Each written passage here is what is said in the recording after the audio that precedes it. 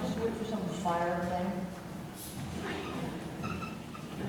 There's some fire announcement that may break into my very well prepared remarks. Do you want me to wait for the fire guy? Yeah.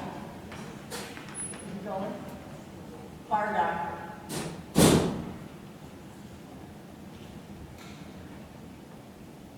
Hello, and welcome to Rowan University. Please take a moment to locate the fire exit nearest your seat and aisle. In an emergency, please exit quickly and quietly. Regarding this event, please note the following. Smoking is not permitted in the auditorium or throughout the building. Please disable all cell phones, beepers, or other electronic devices. Food and beverages are not permitted. The use of cameras and recording equipment is strictly prohibited in the auditorium. Thank you for your cooperation. Enjoy the program. That was really good. Okay. So, I'm going to talk a little bit about Seraph. You can find the bio of Seraph and Mary Elizabeth Bowden on page 32. One of the most important things to notice today, a couple of things. Mary Elizabeth Bowden was the first place winner in the solo competition in 2012 at IWBC. Maybe that was a good idea for her. Look what happened. Mary Elizabeth Bowden and Seraph Brass are what all of you should consider the poster child for how to be a successful brass musician. I want to make a quintet. I want to make a solo life. I'm going to do this. And Mary's a woman, and she has, tell me, what's the word? Done it, made it, and is here. Absolutely fantastic. They've also done a lot of commissioning, so that today there are 3 works on the program from live composers who are in our audience. Can y'all give us a little wave and a stand? How often does that happen?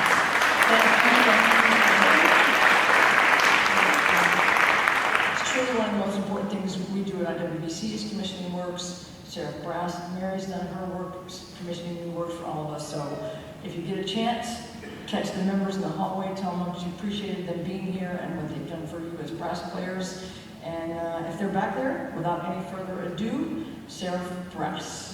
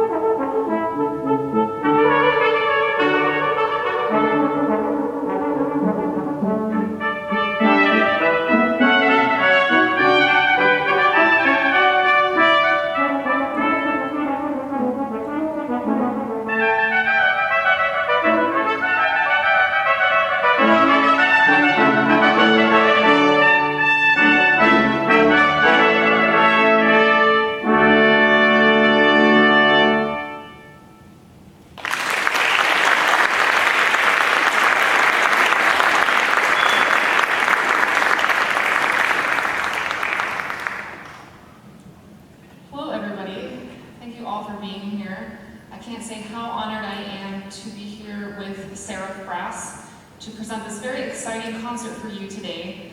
We are giving 3 world premieres by 3 composers who happen to be women, and they are all in the audience today, and we are very excited to share these new works with you. The first piece you heard was an arrangement by a piece by Torelli that is arranged by trumpeter Jeff Luke, who arranges a lot for Seraph Brass, and we have a wonderful collaboration with him. The first commission that we are doing today, and I'd like to invite Catherine McMichael up to the stage to tell you about this piece. Catherine McMichael, I first met her in Naples, Florida, and she showed me her piece that she had written for trumpet called Totem Voices. And I have performed this piece over 30 times around the world, and I really fell in love with the way she writes music and a way of telling a story. And so we approached her to write this piece for Seraph Brass, and it really does tell a story, and she's going to tell you a little bit more about it.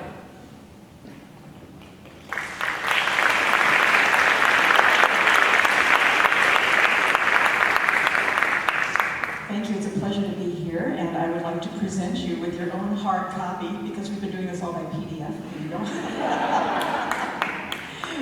there's more where that came from. This opportunity to write for brass quintet, I haven't had a lot of chances to write for brass quintet. I'm sort of a strings and piano person, but every project involves a whole new set of learning, and I have certainly learned a lot writing this piece. I learned that brass players have to breathe. And they have lips, but it's been a wonderful experience going back and forth, getting this piece into a condition that the orchestra piece about Orion that I wrote just last year, so this seemed to be a logical extension of that idea. When you start reading about constellations, you realize that every constellation has many legends associated with it. And I picked 3 female constellations that only seem fitting. Andromeda being the first. Andromeda is about panic and fear, and you can hear the breathlessness in her panic because she's chained to a rock out in the waves, getting ready to be eaten by a sea monster because her mother, Cassiopeia, is so vain that she's angered the king of the gods, and he's decreed that her daughter has to be put out on this rock and eaten alive by this sea monster. Well, the good ending is that she gets rescued by Perseus, but we don't have that ending in this piece. Right here, she's just on the rock being, splashed with waves. You can hear it all in there. They're going to be plenty breathless playing this also. The second movement, Virgo, that's my sign, is probably a 12th of you also share that sign with me. Will all the Virgos please raise their hands? Yes, it's the best sign of all. Virgo is often mischaracterized as a virgin. She is not a virgin, she is a judge. She is a lover of justice. And her scales of justice are Libra, by the way. So when you look up in the sky and you see Libra next to Virgo, she is holding those scales of justice. Virgo was a mortal seeking justice on earth, and because she couldn't find it, she ascended to the heavens to look for it there. Finally, we have Pleiades. Pleiades is that little crown of stars up there, that little crown of 7 stars. And it's often called the 7 sisters. Sometimes they're called the sailing sisters. Pleiades are often being pursued by Orion, which, oddly enough, I wrote about last year, but I didn't write about him chasing the Pleiades. And the Pleiades each have their own set of legends and so forth, but I think what's interesting about the constellation as a whole, historically, Pleiades means sailing in Greek, and when the Pleiades constellation came up over the horizon in ancient Greece, it was time to go out and start your sailing season. Not the cruise season, this was the fishing season. So I hope that you will hear in Andromeda this breathless panic. That's where our trombonist has all these glissandos. Those are those, okay? In Virgo, I hope you will hear this sense of nobility and grace. And in the last movement, I hope you hear a sort of a celestial procession across the sky.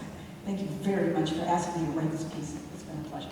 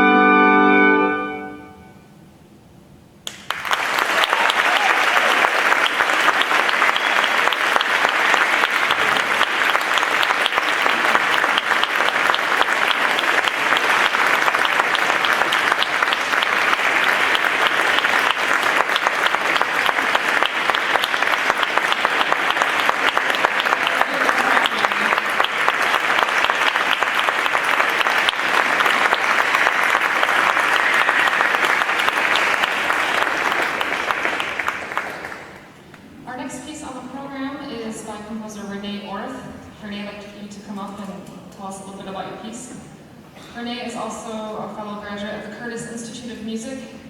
I first heard one of her works. She composed a brass quintet in memoriam for a couple of brass player friends who unexpectedly passed away. And I heard this recording and was really blown away by the use of colors of her sound and her music. And she just has a really special voice. And why don't you tell us a little bit about the piece?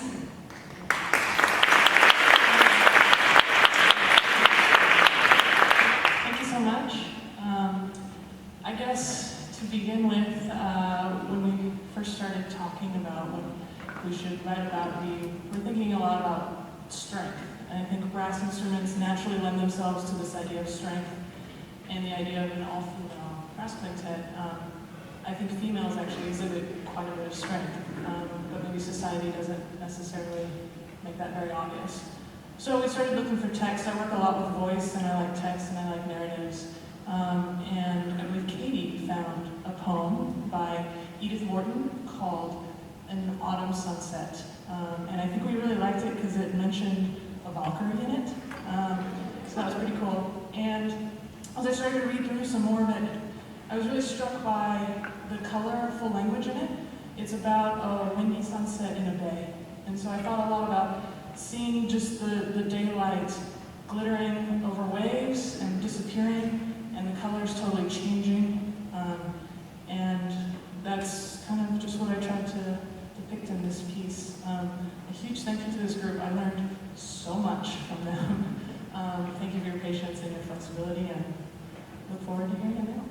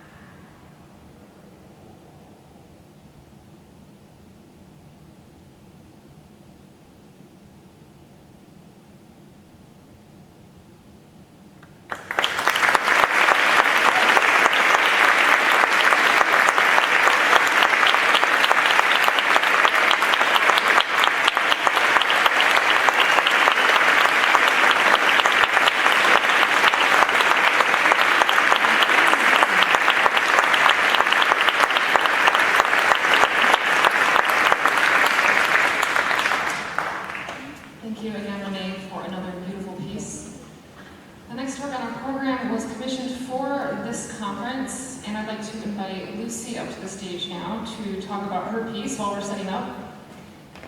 On the stage right now, another Seraph trumpeter, Rachel Rodriguez, will be joining us along with the amazing Helen on euphonium. Thank you for joining us. So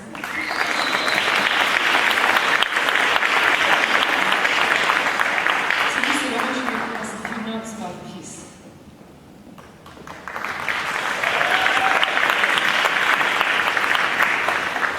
Good afternoon, everyone.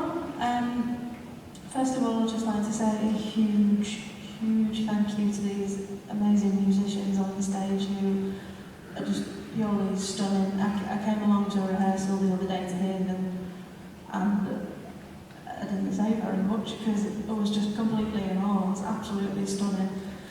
So I'm very proud to have this piece performed by them today. As I'm sure you can see from the programmes, the piece is called Ouroboros. I don't know if you can see this very well, but if you don't know what an Ouroboros is, there he is. It's a sort of serpent-like creature that's in this circular formation, and he represents, it goes back a long way through various different traditions, and it's basically this cyclic formation that sorry, I'm getting all mixed up here. It's infinity, it's continuous motion. So the name Ouroboros actually comes from within the Greek language, from aura, meaning tail, and boros, meaning eating, thus he eats his own tail. So it's this eternal return of life, death, and everything in between that just keeps renewing this cycle.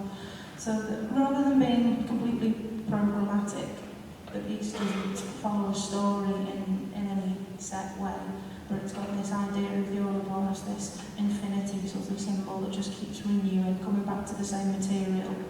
And there's a lot of dovetailing between parts in the melody line as we go along.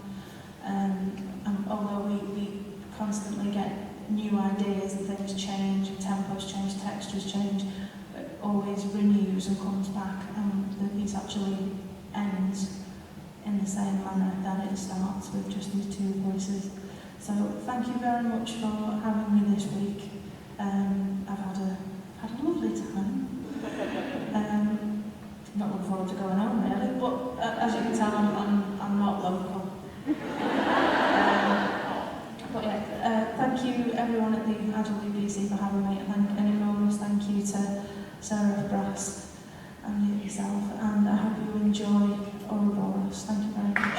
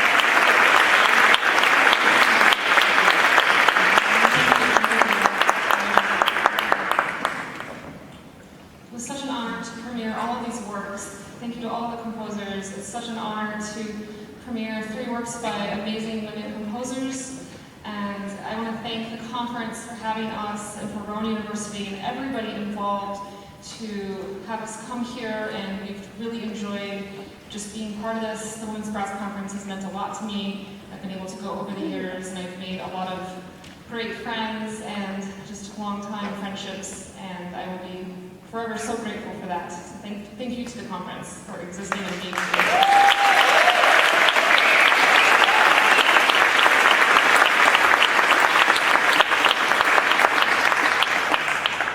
News later this summer, we will be traveling to Finland, where we will perform 2 concerts at the Lieksa Brass Week. We will also record our debut album through Summit Records, which will include Renee's piece and Catherine's piece, and we're very excited about that.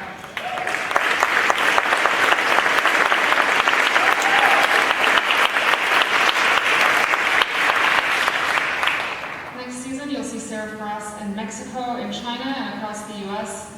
So we'll continue to tour. Please follow us on our Facebook page and Instagram and keep up with all of our travels and journeys. And one last thing, please visit us backstage. We have some merchandise. We have our live CD and our tank top. All the proceeds will go towards our recording project this summer. Also, please visit our website, seraphbrass.com, where you can find our Indiegogo campaign, which will help with the cost of the recording for the summer. Thank you again for your support. And now it's time for one of my favorite Jeff Luke arrangements. This is an arrangement of the famous piano work, Franz Liszt's Hungarian Rhapsody No. 2. This is probably my favorite arrangement to play on tour, and I hope you guys all enjoy the ride. Thank you so much.